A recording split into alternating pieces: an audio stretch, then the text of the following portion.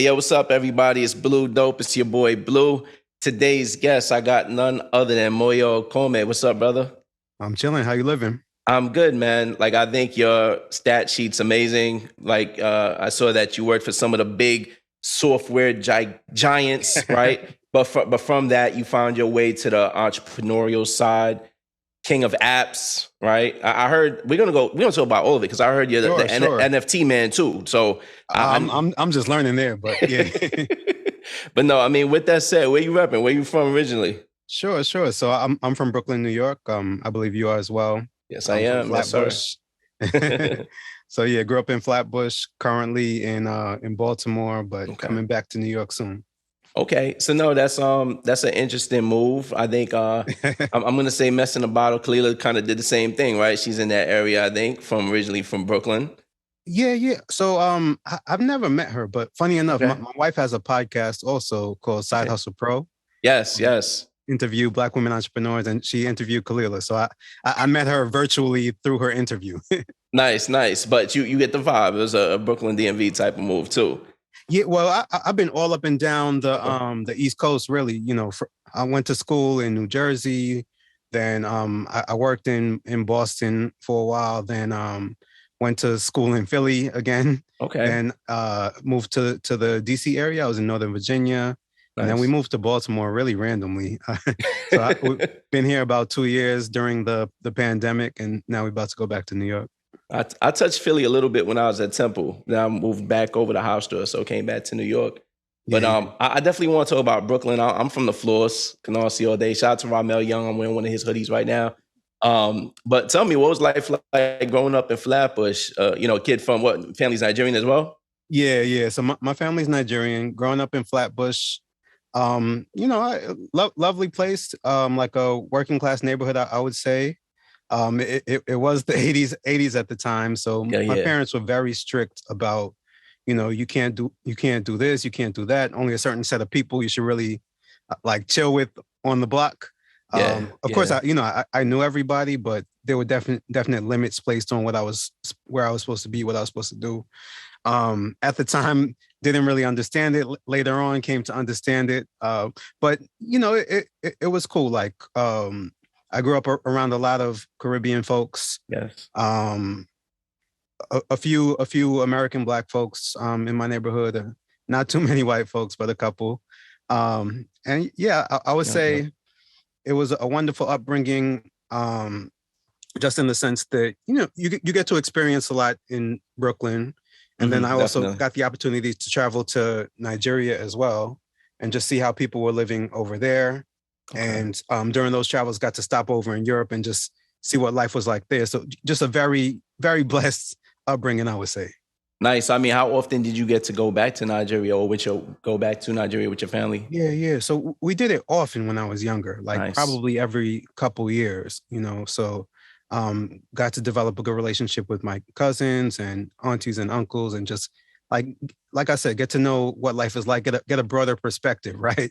Of I course. think getting that a story I'll tell sometime about perspective is like, so I remember probably being like 10 or 11 years old, touching down in the airport. Murtala Muhammad is the airport in Lagos. And, Mm. as soon as you come out the doors in arrivals, there'll be a ton of people just rushing up to help you. A bunch of them will be kids, right? Oh, wow. And these kids will like reaching for my arms and, just asking like what I could give them, right? And Mm. I'm just a kid at the time.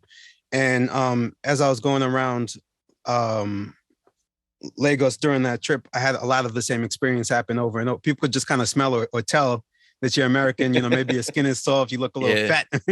you know, You People eating just too know you. good. Yeah, people, or the way you speak or the Yeah, way you yeah. might walk, but people know, Plus, right? you So probably had a little Brooklyn swagger even as a kid, right? yeah, people just know you're not you're not local, right? So Yeah, yeah. um I kept having the experience of people just coming up and wanting something, right? Mm. And that's not to say that everybody in Nigeria or Africa is poor. That's not the case, but there were definitely a lot of people in poverty, and Mm. I think it just helped me to understand that you know, you need to be grateful for what you have. Like, even if it's not everything, even if it's not as much as the next guy, you know, things could be a lot different. And I didn't even have to go to Nigeria to like learn that lesson, but it helped it to sink in. You know what I mean? I mean, did you feel like even as a at a young age, did you feel like you were better off in your position, or just where you were in life, just being in Brooklyn? Like how did that kind of contrast things for you? I got you. I guess yeah, that's a complicated question. You could play it a lot of different ways. It kind of Yeah. depends, I guess, where you could live a wonderful life in Nigeria, but it kind of depends where you fall on the socioeconomic like Yes. strata, right? Um, and if you're not one of the people that you know has a good job, good income, good money, like life will be a lot tough. They don't have the same kind of social safety nets that we have in United States. You know, say what you want about them, they're not Yeah. Yeah. fantastic, but they're there, and people, you know, somebody cares. So, um, yeah, I think that um, in a lot of ways, there are just a lot of things that I was able to take advantage of in the United States that weren't necessarily there in Nigeria. But then there are also things that I missed out on in terms of culturally, in terms of like I don't speak my language. I don't speak like my mom's language, Yoruba, right? Got it. Like I know some Got words it. here and there, and it's still something that you know I'm a little salty about. But you know I think there's value in that, but yeah, I don't know. You just kind of have to play the hand you dealt, right? Of course, of course. I mean, for me, I think, I always try to plan my escape from Brooklyn as a kid growing up, right? But so with that said, like, when did you transition into just trying to get close to computers and computer sciences? What was that like for you? Yeah, so that came from an early age, and that's a funny story too. So, I think when I was younger, you know, I think at a certain age you just start developing a different awareness around like money and how things are going, right? And you just hear adults talking about money in different ways and having concern and it taking over their lives. And Mm, after just hearing people call on the phone about bills and just seeing the way that my parents would be stressed about it, not to say we weren't impoverished or anything. hmm. Like they both had good jobs, but plenty of bills, medical debts and things, and money was a concern. And Hmm. so at that age, I just thought to myself, like, I don't want that to be right. I want to be in a space where that's not something that drives my everyday decision. And this is kind of crazy because I was probably like 6 or 8 or something like that. But I'm like, I don't want to be thinking that way, right? So when career day Mm. rolled around in school, they had the list of all the different things you could be and what kind of average salaries they had. So I looked at the top. Actually, at the top, I think was genetic engineer. So I said, okay, I want to be that, right? And I think after that was like computer science. So um, Mm. I don't know if that was the right or wrong reason to get interested in something, but that was certainly part of it. And then, at school, we also would play with, I don't know if you ever played that turtle game where you'd have to draw shapes with the turtle on like the old. All right. I So thought you was about to say Oregon Trail or something. I played that, yeah, but not well, the turtle that game. too, Oregon Trail. So like that kind of stuff got me interested in just how it worked and, um, playing those different like little handheld games and just Yeah. wondering like how does that work, like how do people do that, and come to find out like programming is involved. So there was definitely that curiosity aspect and then also the financial aspect, and so I got pretty interested in it pretty early. I mean, yeah, money will peak interest real quick. So let's talk about what school did you end up going to, and did you actually stay focused and get to major in that? Got you. Do you mean for our undergrad? Yeah, for undergrad. All right, so for undergrad I went to Princeton. Oh, nice, Yeah. So nice. I went to funny story about that too. So when I applied for schools, I think I applied for 6 schools, got into 4, um, got rejected from one, got put on the wait list from another. I mean, what was the two And rejections? Harvard and Yale. Like, what? I think I You don't got even remember? it might have been from Stanford, Okay, okay. and maybe waitlist at MIT. I'm not sure. Oh, okay. I gotta go back and check. Nice. But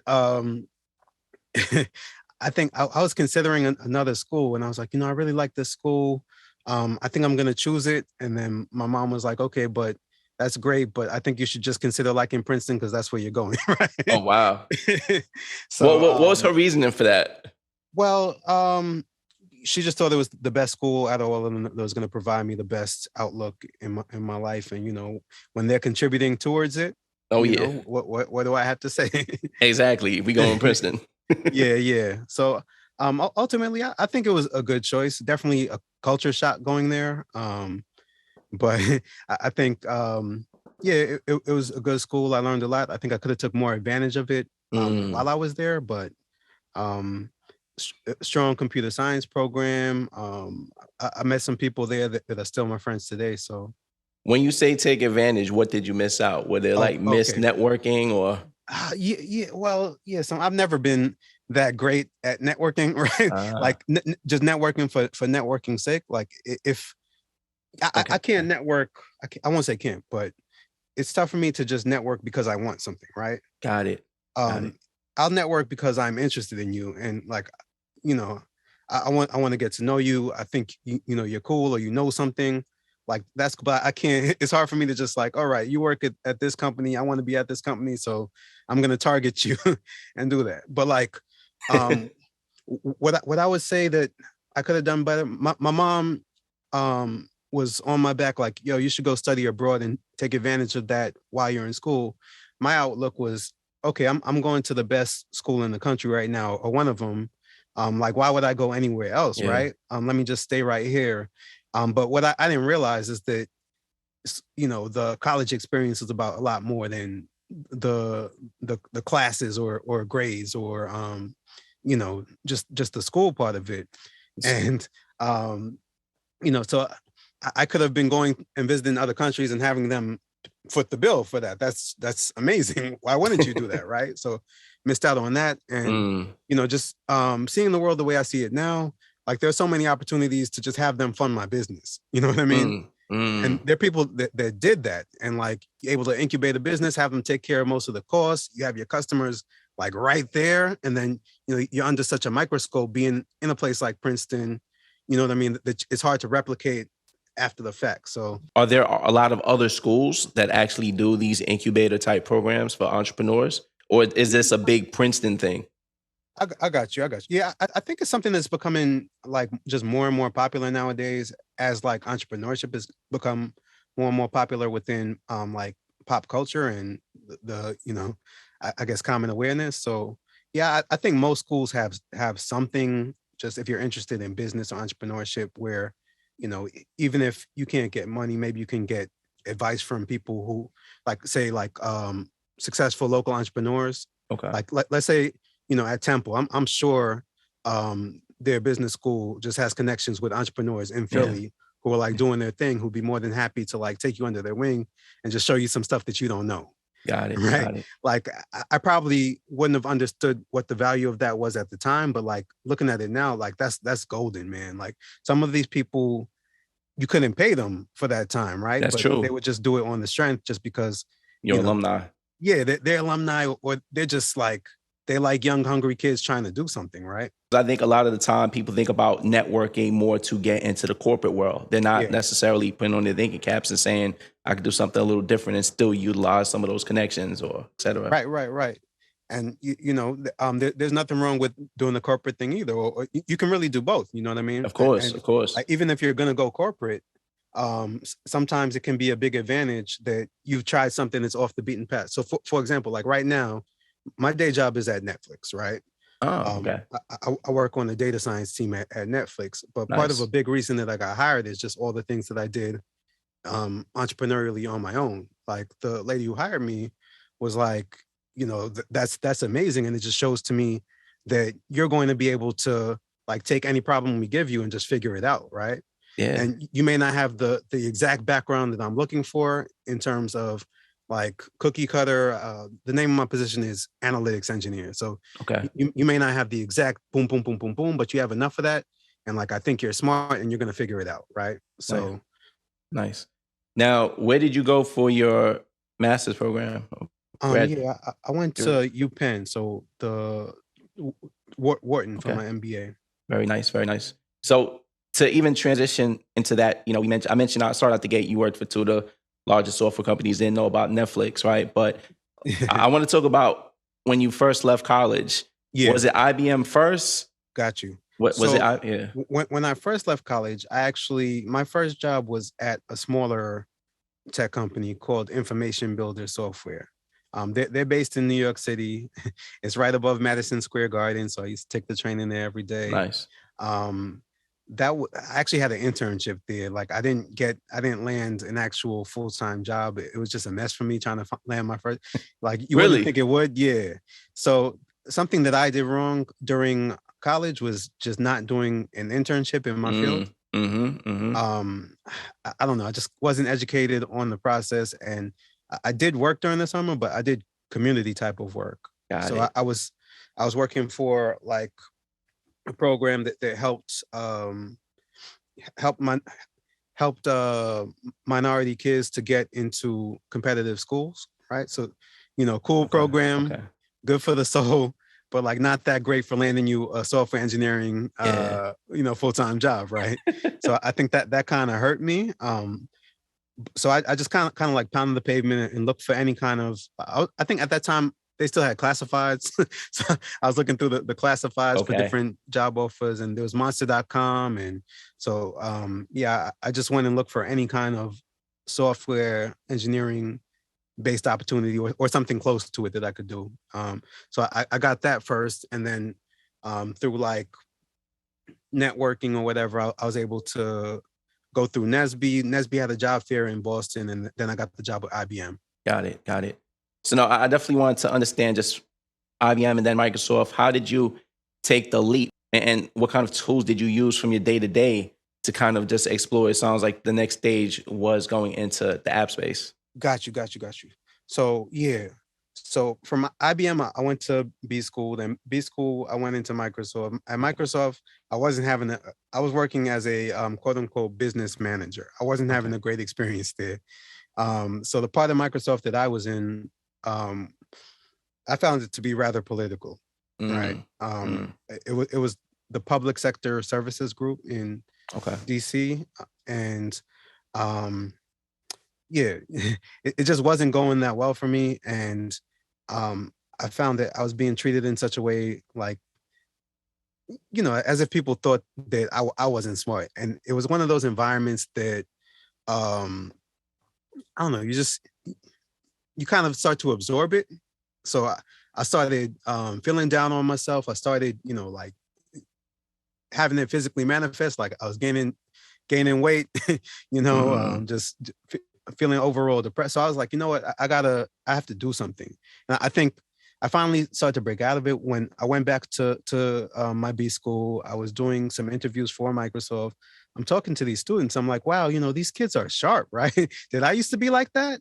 mm, And so I think what was happening to me was I just wasn't using my brain on a day-to-day basis for the most part. Like okay. most of my work was just done in a spreadsheet. Took me a couple hours for the week, and then the rest of the time was just I don't know, right? So after a while, you don't use a muscle, you don't use your mind, it starts to get weaker, right?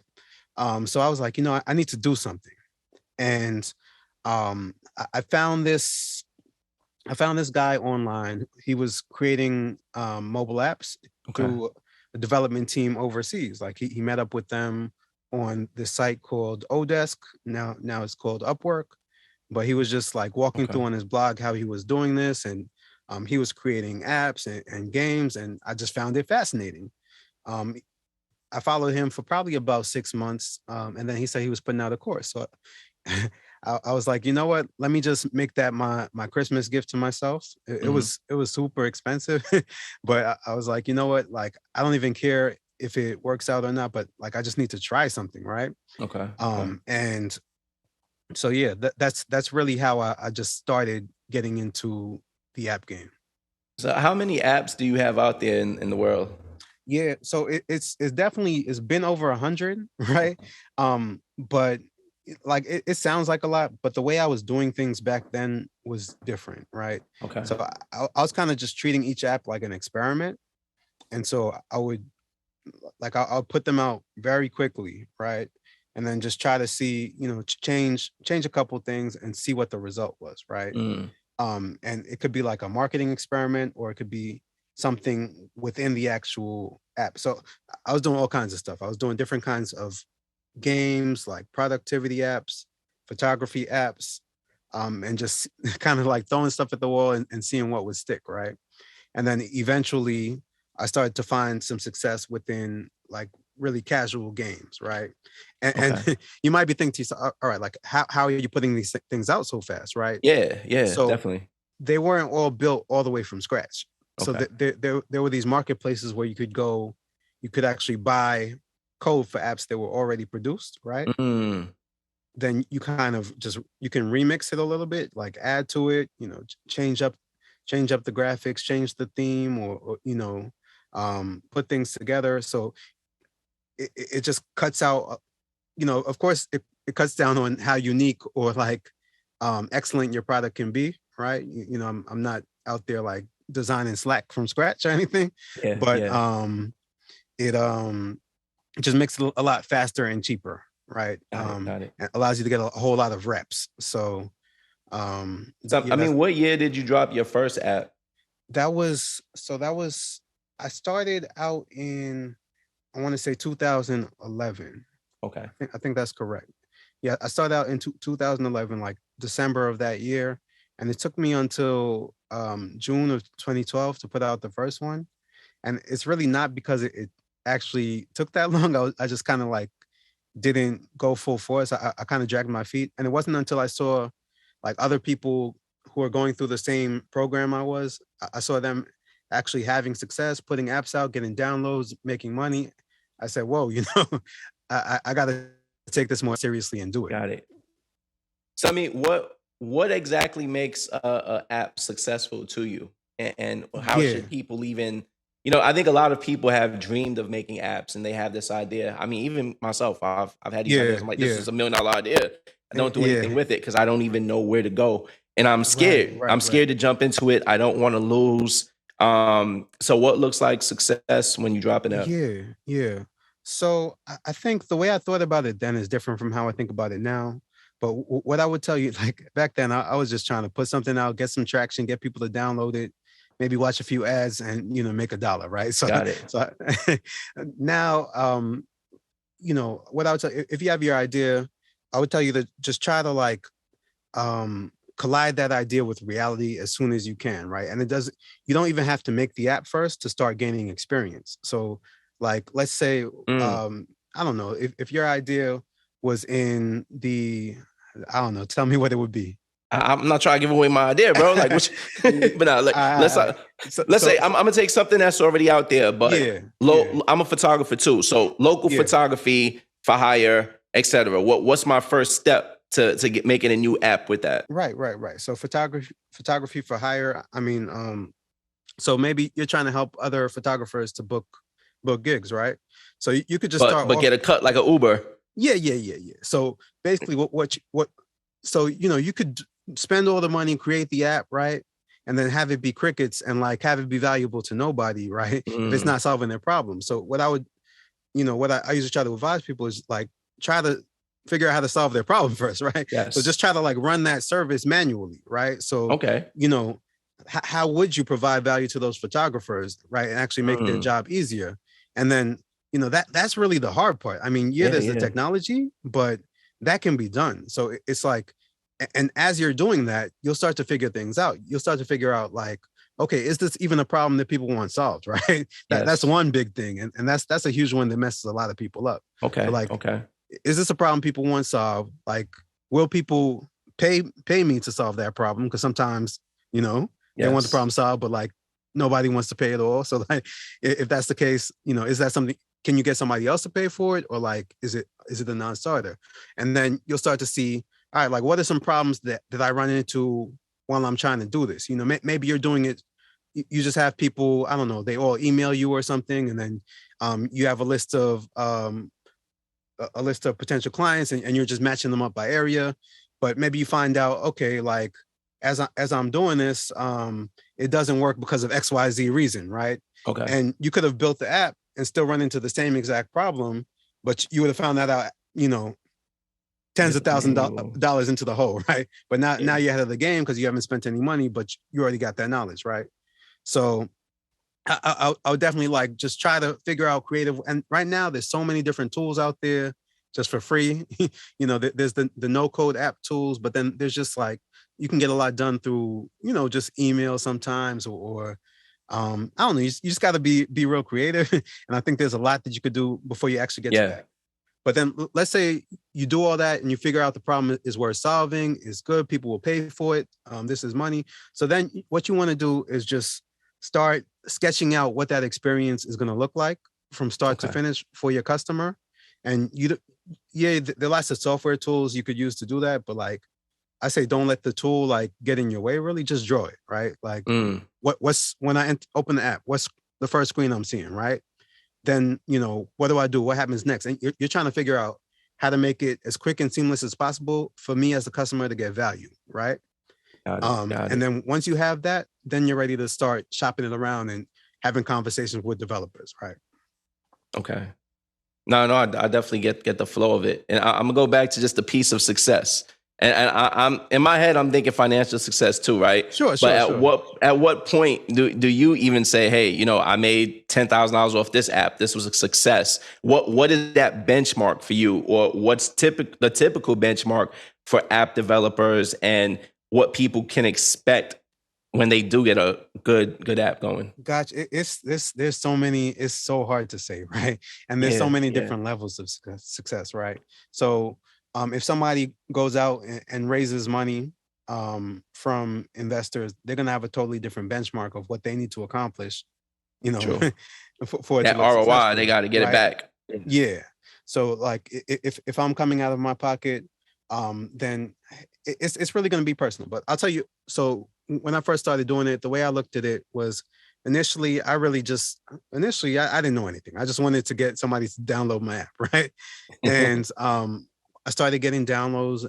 I got up to like 300 downloads in them. I was like, okay, this is amazing. Like the 300 people in the world using my app. Ask me how much money I made, probably a couple dollars, right? It wasn't much. I wasn't making nothing, right? But it was very exciting to me just that there are people that I don't know then, and they're actually using a product of mine, right? So then once I accomplished that, then next, okay, I'm like, I got some downloads. I got a very small amount of money. How do I increase that, right? So I think it's always about just, at least for me, if you're not raising for somebody and you don't have external hurdles, like how do you just beat yourself, right? And if you can keep on beating yourself, eventually you're going to be like really cooking, right? So, I went from, let me just get up to 1,000 downloads. Okay, boom, I'm getting that. Then all of a sudden I'm making a little bit more money. Then like before you know it, I'm at like $1,000, right? So that's not that crazy, but okay, like I could definitely pay some bills with that, pay some utilities. Like I wasn't mad at it. I still had my job, and I was like, this is incredible. Like this is $1,000 I didn't have before. It's just showing up every month. This is awesome. And then eventually, just kind of like you just keep working on things, keep pushing at it, keep tweaking, and that turned into like, I was making 5 figures in a month, right? And nice. Like all of a sudden, like, and it's not always super quick, right? Yeah, of course. At that time, it was because it was just like a Wild West time in the maturity of the App Store. And I kind of just caught on to some things that work really quickly, but essentially, yeah, I'm just always trying to do a little bit better and push a little bit more. And yeah, that's kind of how I look at success. But like, to tell you the truth, like right now, the way I look at it is like, I just want to see what lets me know that something is going to be good is just the way that people react to it. Okay. And like, I can tell that they're getting value from it in the way, if they're using it, you can look in the analytics, you can see that they're spending a lot of time in it. They're willing to spend money with me and maybe re-up with me. They're willing to tell other people about it, right? So, like right now I have this app. It's a coloring book app. It's called Color Noir. Yeah, I told you about it, right? Yes. Definitely want to talk about the Color Noir. Okay, so from that, I I can tell that people are getting value. Like when I run ads, then people will like refer their friends on the ads, and like people will just say like, "This is amazing! Like I've been looking for this all my life." And then some people will be like, "Why do you need to have an app for Black people?" and stuff like that. but let's tell the people exactly about it, Sure, right? sure, Because sure. it's literally a coloring book that Yeah, you can download right there, yeah, and yeah, it's yeah, actually to see black folk, right? We can paint yeah, ourselves in all our tones, yeah, right, yeah. and color. So like that's the app. But tell us the detail. What was the inspiration for you Sure, behind that? sure. So I say it was just a mixture of, um, one thing like I would always be just researching the market and seeing different trends that are going on, and I saw this coloring book trend, adult coloring books, and I didn't know what it was about, so I just started investigating, and I was like, okay, I see why people do this. It's to like they just want to relax, and yeah, I think it's kind of like it's a little bit like meditation. Just people just do it to relax.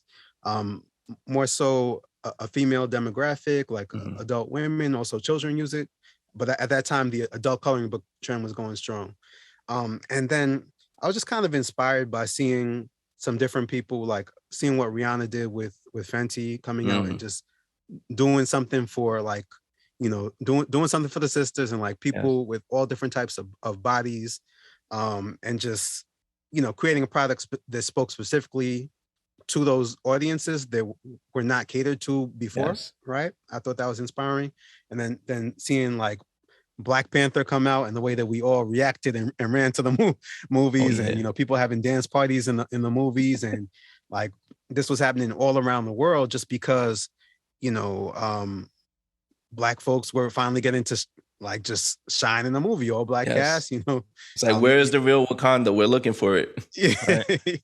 right, right. So, my wife also has a podcast called Side Hustle Pro, where she talks to Black female. Yeah, I mentioned it Yes. before. Yes. Uh, so, I was kind of inspired by her and the way that people received the show, and it just meant a lot to so many Black women, and not just Black women, but it was aimed at Black women. So you know those ideas kind of like mixed around in my brain, and Mm, I thought this was something that I could definitely try. nice. I mean, how many downloads are you at right now with that? Right now, so all in, I don't know, I haven't checked it lately, but it's probably around like 350,000 or something like Ooh, that. nice. Very Yeah. nice. Very nice. I mean, one thing that's interesting to me, I think, in the app space, I've definitely heard of the term app anxiety, right? Where people are scared to keep downloading apps to their phone. I Yeah, mean, have you seen any impact from that over these years, and how has the game kind of changed since you ended in 2011? got you. So, um, I don't know if I've seen the impact of app anxiety, but I will say it's definitely true that it's difficult to get people to download another app Yeah. for sure. Like you do need to show them that it's something that's going to add value to their life in some way. Also, like most people don't know that the majority of people that download your app aren't necessarily going to like keep on using your app, right? So it's like you have to sell them on the app first, and you have to sell them on continuing to use it, right? Yes. um so those are definite like trends and facts of life in the app game, and like I think even really good apps like lose probably 40 or 50% of the people on day one, right? Then Oh they're never coming wow. back. Yeah. Wow. So is this a So try, delete, I'm out of here? yeah, there's just so much. They might not even remember that they downloaded your app. So Got it. it's something that you always need to contend with, and you have to try to make the value proposition as strong as possible, and also like just lead the user to value as quickly as possible once they're getting into your app. Nice. Now, I mean, you brought up a few times, so I definitely want to speak about Michaela and how does it work for both of you? Not necessarily being in the same space, right? But Yeah. also having this entrepreneurial spirit. How do you guys kind of even push each other? I got you. Well, I think that um we both definitely run our own show. So I definitely I try not to, go in there and say, you need to do this, you need to do that, because it's her show. She knows what she's doing. You fall back. She got it to where it needs to be. But we'll definitely also, she'll come to me with questions at times and just be like, hey, this is, I was thinking about running these ads. Like, what do you think about the copy? Or like, like how would you do it? Right. We both have different strengths. And I say, like, at times we just try to lean on each other for, like, how would you leverage your strength to make this better? And that's pretty much how we do it. I mean, how do you even just manage your work-life balance, right? Yeah, doing what you're doing today and then going into this. Yeah, it's tough. And it's tougher, now I'm a parent now as well. I'm a parent now as well. So how old is the kid? He's 21 months now. Okay, nice. Congrats. Yeah, thank you. So he's wonderful, but it just takes a ton of time. So right now, it's been a challenging 2 years, just the way COVID, being how it is. So like during the day now, she'll usually be with our son. Okay, and then I'm doing the day job thing. So like I'll wake up, I'll get him in the morning, I'll have him up until 10 a.m. My company is on, works mostly West Coast hours. So okay, I'll clock in around 12, around noon. So you got a late start period. Yeah. I mean, I think I'm going to start working a little bit earlier and ending a little bit earlier, because it's kind of, it's been a little crazy, but I usually start around noon, and then I'll take my son back around 6. Okay. And then put him to bed around 7:38. Hopefully that happens pretty quickly. And then I'll try to jump into my nighttime stuff. So that's when the app stuff happens. That's when the NFT stuff happens. So in the night, in the morning. And then I'll try to get to sleep, which, I've been screwing myself on that lately. So, well, what's your bedtime? Because I mean, for me, I know how it goes. I got three young ones. Yeah. So it's a similar type of deal. So I know how the handoffs work. And then, all right, everyone's sleeping, I'm gonna go do my thing. Right. And hit the computer. Right. So my bedtime, I think ideally it should be around like midnight, 1 a.m. But then sometimes it just takes me a while to, switch into this next task and like get into my flow. Yeah. So then it could start stretching to like 2 a.m., 3 a.m. But you're getting it done. I could do that for a while, and then I hit a wall, right? Got it. I'll start getting, you do that just too often, then I'll start getting headaches and stuff. So yeah, true. Like Facts. That was me last night. I was like, I need to go to bed by midnight. I mean, your son at least sleeping through the whole night? He is, thankfully. Sleep train him early, and he's been good about it. If we're on the road, he'll be like, okay, something's different, and he'll wake up, consistently during the night. But if we're at home, he's pretty good. I mean, you mentioned NFTs, but I definitely want to talk about podcasting. Sure. Game of Grow. Like, what motivated you to hop into the podcast and share things from your perspective? So I'm not doing the podcast anymore. Okay. But I am going to jump back into that game. But for me, I think it just helps me to learn better when I share what I'm learning and what I'm going through. So there's a selfish element to it, but then I find that people just enjoy it. Like, I'm sure that you had the experience of, you're doing these interviews, you're sharing these nuggets from different people's stories, and people really appreciate it and get something from it. So that, I think there's something just gratifying about that I enjoy.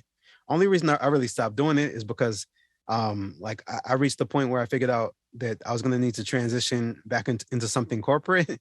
So I just needed the time to like figure out what that was going to be and to prepare. But the podcasting thing, I think, is great for those reasons.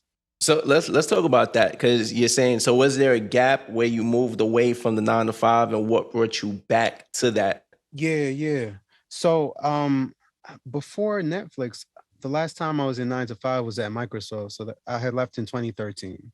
Wow. Right? So from 2013, so April 2013 to August 2020, I was out of the game. It's been Wow. such a roller coaster, right? Wow. Yeah. Yeah. Um, and you know, at the time when I left, I was just doing phenomenally in the app game in terms of like, you know, just financially, right? And Yeah. Yeah. and I sold my portfolio of apps in 2015, right? So that was kind of like a high point for me there, Oh, and wow. I never really recovered the magic of like what I was doing after that, right? So um it was a bunch of me trying a bunch of different ideas and also just not having the same urgency that I originally Mm. had. And then before you know it, I kind of just ran out of string and also, had a new person coming to support. So, really just had to figure something out. And like just figure out what my next move was going to be. But interesting enough, going back to the corporate world and just not having to depend solely on my business for income just allowed me the creativity and space to where my business started kind of flourishing again, right? So Yes. Yes. Now, I mean, you said something interesting. You sold your portfolio in 2015. How does one even go through that type of process? And yeah, like, yeah. who's looking to buy portfolios of apps? So I ended up selling it to an entrepreneur he was in Canada, and I'm trying to figure out. So I was in this just community of different app entrepreneurs, and there was Okay. a business broker who I knew just because I guess he knew somebody who I knew, and he had he has a list of customers that are always looking to buy different kinds of assets, right? Just Mm. I guess different kinds of rich guys. Just random stuff for their portfolios. I think a lot of these guys are entrepreneurs, and they're Okay. just they might be just looking for something that cash flows, right? Like they're like, hey, I got some cash, I want to turn it into recurring cash, right? And Mm. and like that's valuable to me. Nice. So I had some conversations with the brokers, then had some conversations with this guy, and then they wired me a whole bunch of cash, and I was like, that was dope. How soon can we do this again? Yeah. So and that's the thing. So there are like benefits to it for sure. Okay. Like it's great because you get a nice lump sum of money. In this case, like if you're doing deals if you're doing it over a certain size, they're probably going to be, earnouts and things where you have to stay on for a number of years, and they're Got going it. to pay you a certain amount each month or something. My deal was like, significant for me, but like they just gave me the cash. Got So, it. so So there's um, nothing reoccurring. You didn't. right. So it was nice at the time, but it's like I didn't realize fully what I had. I kind of just gotten used to, okay, I wake up and money shows up every day, right? I don't necessarily need to do anything today for me to Yeah. get paid, right? Yeah. And that's good, but I lost a lot of my edge, right? Wow. The way I was hustling in the beginning, when I was just, I wanted to get out of that job, and I would do anything to do something different. Like I had totally lost that, and I had this perception that I didn't really need to work hard anymore, and Wow. that money was just going to keep on showing up. And while I was still dabbling in different things and trying different ideas, um, I would say I wasn't going at it with an urgency, and that makes a difference. Of course. Of It's like course. if you're working out, right, and you go to the gym, you could do the exact same program, but there's a difference between like doing it for results and just showing up and doing it, right? True. True. And so that's I definitely learned the lesson that no matter what, I'm always going to be like leaning forward and going for it, right? So people will see me now or talk to me now and like think I have something going on, and like, oh no, you're good. Like, and I don't really feel that way, you know what I mean? Yeah. Like Yeah. I know, I'm like, when you're in a good position, to me that's the time where you use that advantage to push it, right? Where as opposed to doing what I did before, and like, you know um I feel like it's very difficult to just stay in the same place for a long time. It's like either you're going up or you're going down, right? So Yeah. Yeah. I'd rather be going up. I gotta ask you, out Yeah. of all the apps that you sold in that portfolio, Yeah, Is yeah. there one app that hurts you to this day of like, why did I let that one go? No, no, because I would say the ones I was producing at that time, um, I don't think they were real like long-term plays that were gonna to last the test of time. Okay. They were doing well at the time, but I think they definitely had a shelf life. I will say that I think that there's some mistakes I made. I definitely observed some people who were in similar positions to me at the time who just played a lot better. So I'll give you one really quick example. So Hmm. I had a game. It went viral, right? Okay. This was it's funny. I was sitting in a project management class for Microsoft, and then I'm checking my phone and I realize, oh snap! Like I just see the most downloads I ever saw in my life. I'm like, what is going on? I see the thing going up the charts. Eventually it ended up getting like 80,000, 70, 80,000 downloads a day, right? Wow. A day. And yeah, it was going crazy, right? And I was the way I would monetize my apps was from ads Yeah. at the time. So you know, anytime somebody opened up the app, they get slapped with the ad and like a slap with another ad, right? It was Take like 5 seconds. ads galore. The game wasn't bad, but like it's not the best experience to just get smacked in the face with the ad when Yeah. you're jumping into the game. So somebody had given me advice. An entrepreneur I was working with, he was like, "Listen, you need to really like ease up on that, and rather than showing ads, like try to make it more of a long-term experience and make people just flow into your next app and try to build a brand." And I was like, "Listen, man, I just made $4 or $5,000 today. Like I'm gonna keep showing those ads, right?" And you know, what I didn't really think about at the time. So there was a company at the time called it probably came shortly after, but they were called Catch App. Okay. And um so I saw them, they were using a strategy where they would have their app would go to the top and they would use each app to like launch the next app. Mm. And they ended up building up like such a huge base of users that way that they would just like keep flowing from app to app to app. And I think that company ended up getting bought for like, I want to say, I don't know, it was hundreds of millions of dollars, right? So, Wow. you know what I'm saying? Like it was really short term thinking there. And You need to have part lined up. what's that?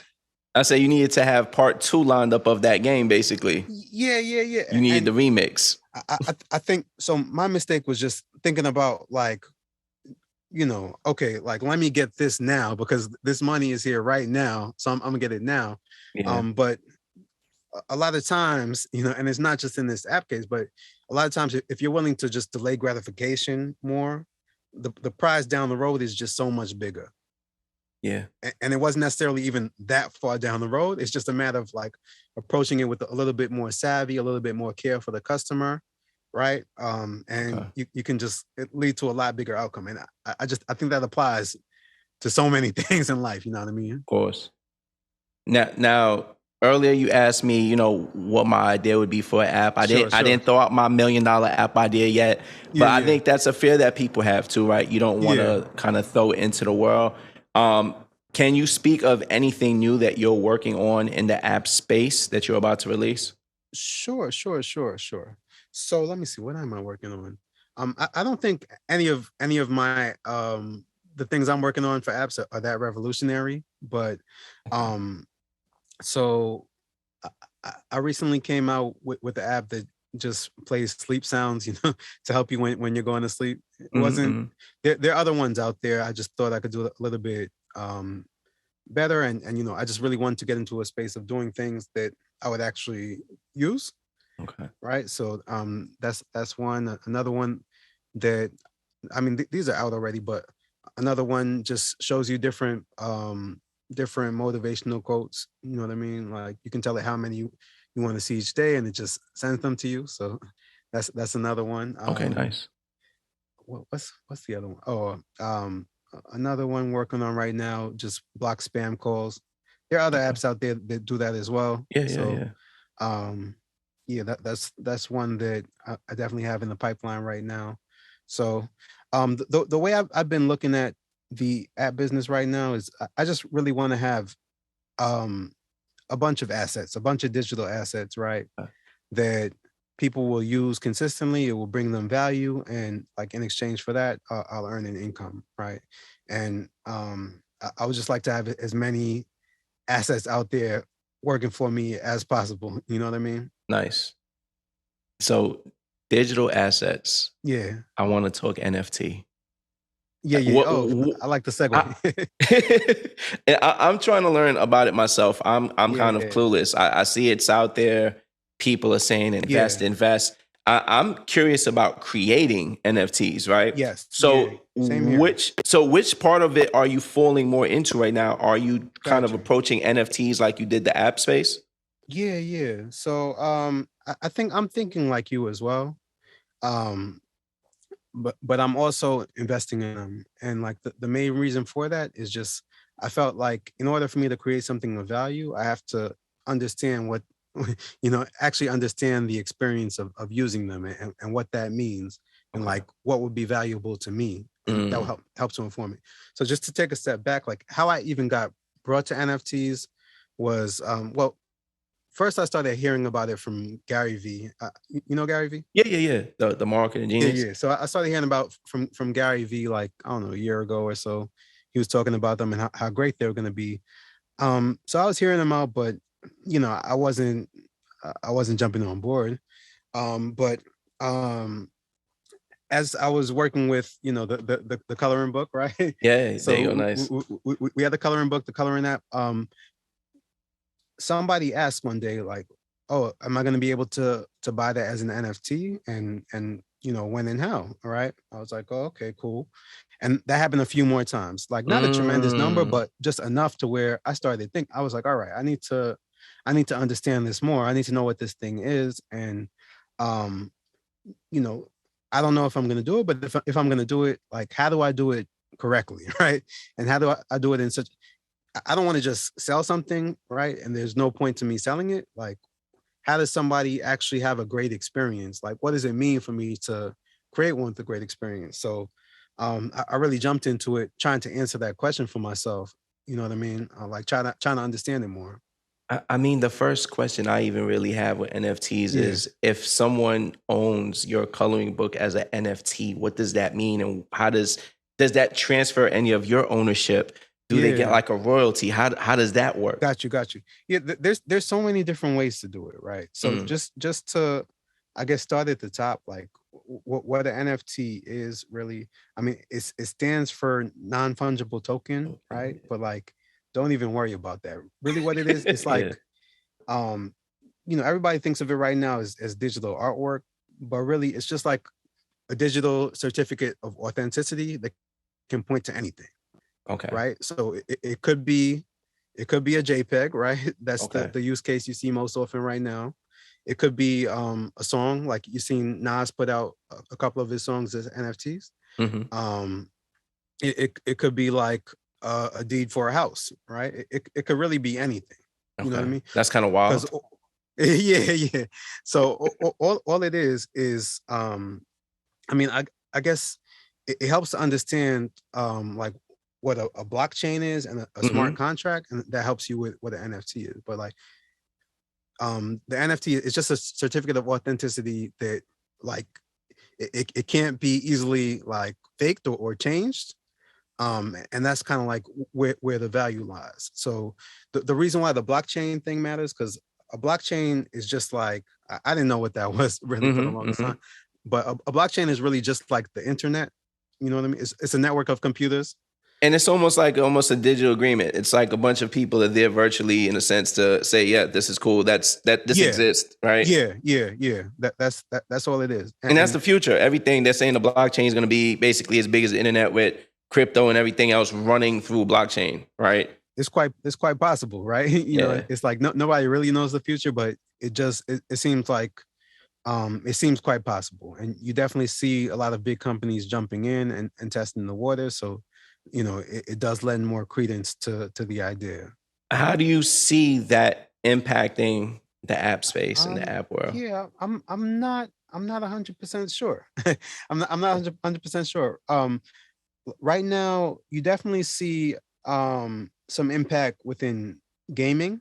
Not all of gaming right now, but if you think about a game like Fortnite, right? Mm-hmm. So Fortnite was hugely popular with teenagers over the last couple of years, whatever, and they make all their money from people buying like skins and dances for their characters. Like Mm-hmm. it's actually completely free to play. People just like dress up their characters in different clothes or give them, the milli ability to milli rock or whatever, and people pay for that, Mm-hmm. right? Mm-hmm. Um Now the thing with that, like people spend actual currency, actual US dollars, but like if they want to stop playing Fortnite and go over to this next game, right?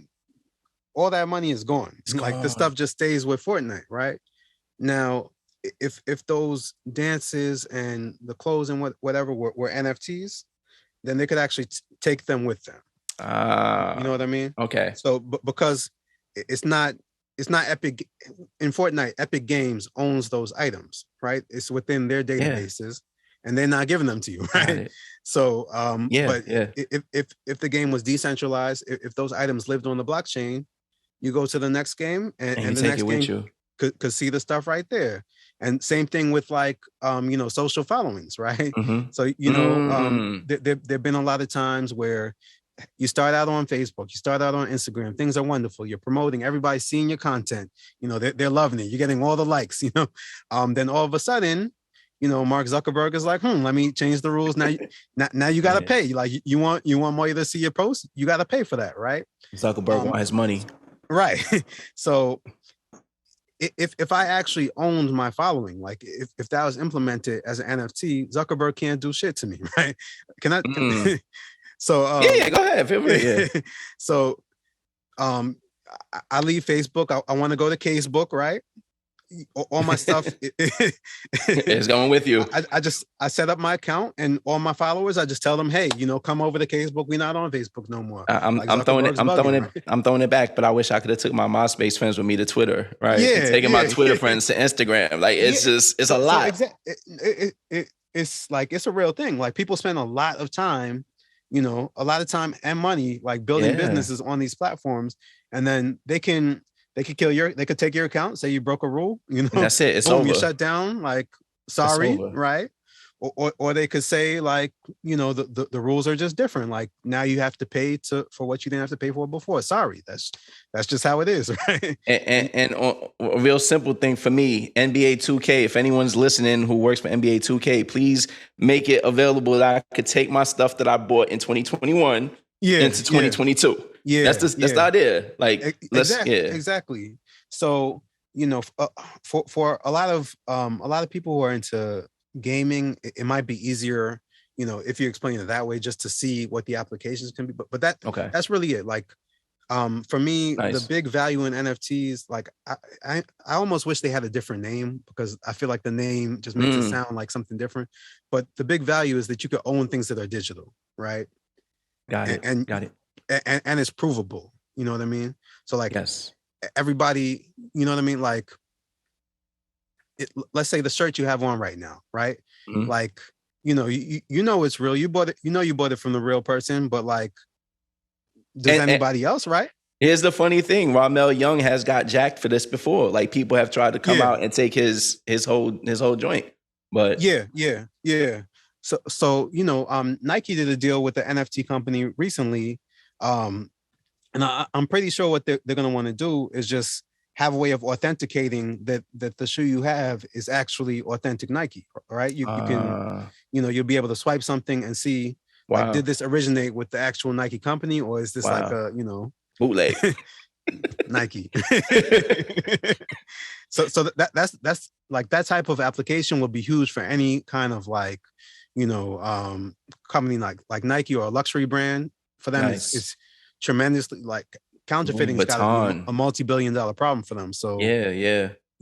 yeah, people right now think that it's all about buying pictures of apes, and I guess that's the state of it right now. That's where it's at. But I'm really confused about that whole thing right there with the apes. yeah. I don't know the value. What's the value? Like, Yeah. So all right. So what I was gonna say is that a lot of times the way technology will flow is that things will initially look really stupid or look like a toy, Mm-hmm. and then it will just develop into where it's more serious, and there are more use cases. So like when Facebook started out, people were like, okay, like this is tremendously dumb, so I'm just supposed to poke people all day. Like I just poke all the cute girls, they poke me. Like what Yeah, is the point of this, right? yeah. And now it's Facebook, like Yeah. A lot of business being done. Zuckerberg wants his money, so yeah. So that, it's I'm sure if they're not $1 trillion company, I'm sure they're on the verge of it. yeah, So yeah. that's just the way that technology flows a lot of times. Originally it will just look stupid, and over time, like people will figure out how it's supposed to be used to do actual like business and solve actual problems. But so Nice. as far as like what is the eighth thing about, I think so. Human. I think a lot of that is just about human nature and the way people work. People like to have things that other people can't have. True.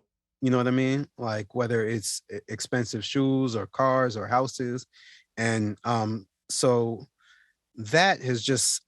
I mean, I know that.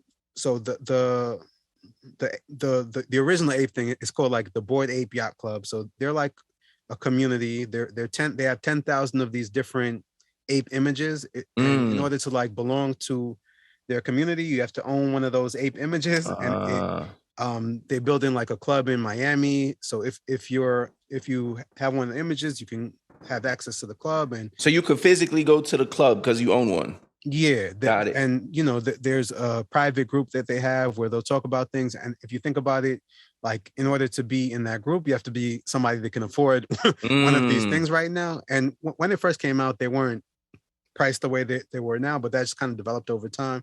So part of it is about just communities, and part of it is about access, part of it is about scarcity, and just like people wanting to flex on other people, which right or wrong is just a thing that happens with humans. You know what I mean? Sounds like the class system is going to be right there with the NFTs too. but I like the idea. It's an exclusive club once you're in it. Yeah. And I think for me, that shouldn't be the extent of it. Yeah. I think that there's a lot more that can be done with it, and I think there's a lot of value, and I just want to make sure that we can also participate in that. Of course, you know what I mean? Of course. So like I see it going on. When I first got into apps, like at the beginning of the App Store, everything was kind of wild and chaotic, and there was a lot of money being made, right?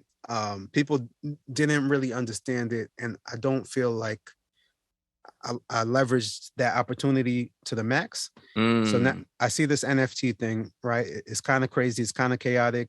There are a lot of scams going on. It's the Wild West. People are buying apes for hundreds of thousands of dollars. Wow.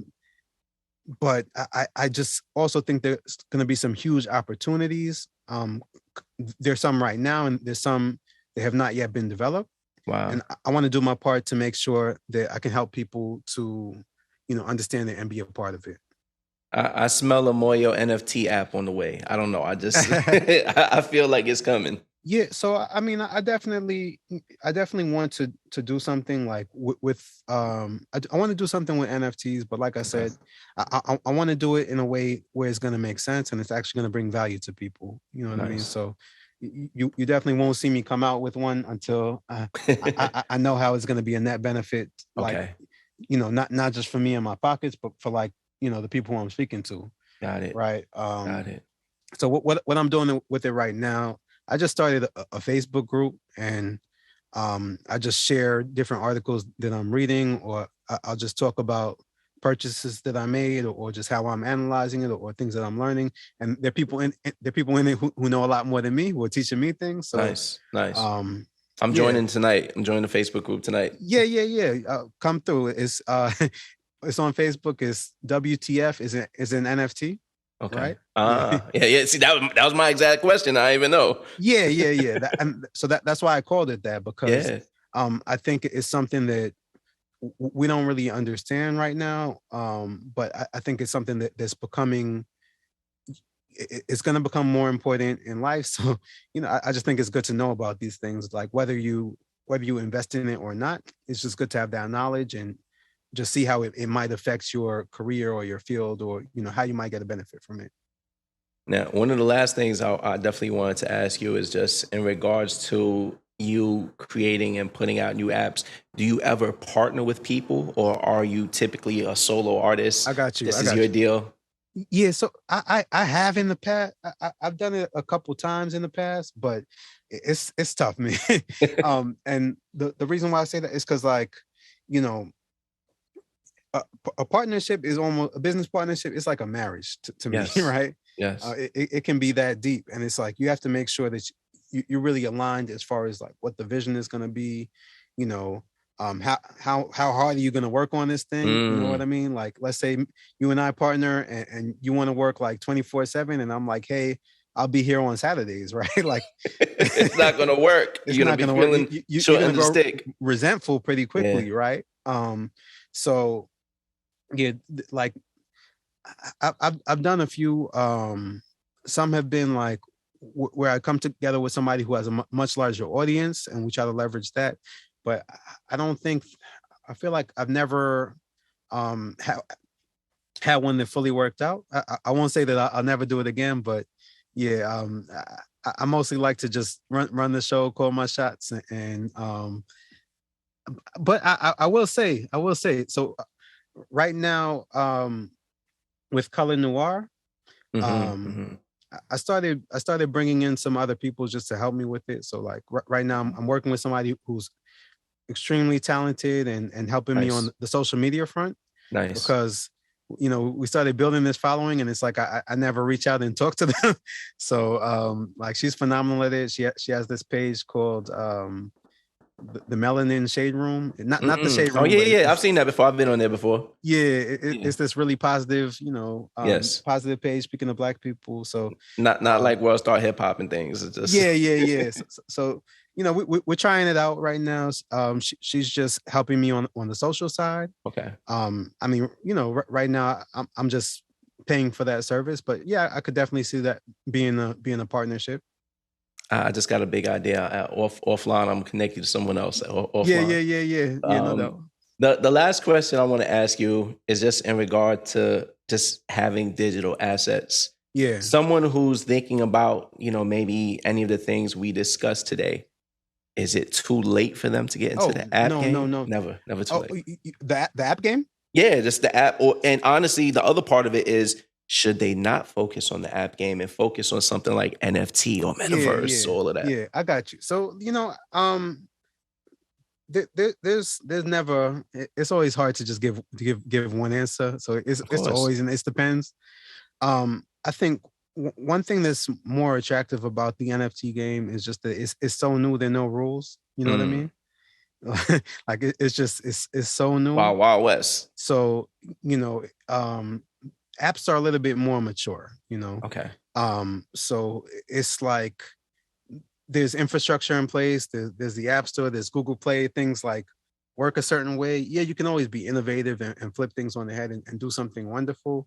But it's no longer just the Wild West, right? Got it. Got it. The NFT space is the Wild West right now, which definitely means you got to be careful. You got to try to not get scammed, and not buy something fake, or Mm. there's just a lot more crazy stuff going on. But in all that disarray, there's a lot more opportunity and upside, I would say. So Nice. if I was just starting out, I would probably definitely focus on learning about the NFTs, learning about the metaverse, and just seeing, okay, how can I actually use this to help people, or like do the sorts of things that I like to do. If I'm into Yeah. fashion, how is this going to affect fashion? Yeah. And how can I do something with that? But that's just me. All right. No, man. Appreciate all the insight and the gems. I mean, Moyo, it's been real. I mean, where can everyone find you? Like, how can they get in touch? And I mean, Yeah, WTF is an NFT is one, but we for got the sure, Color for sure. Noir app. Where else can they Okay, find you? okay. So for Color Noir, we have so we got the book version now. I brought it out.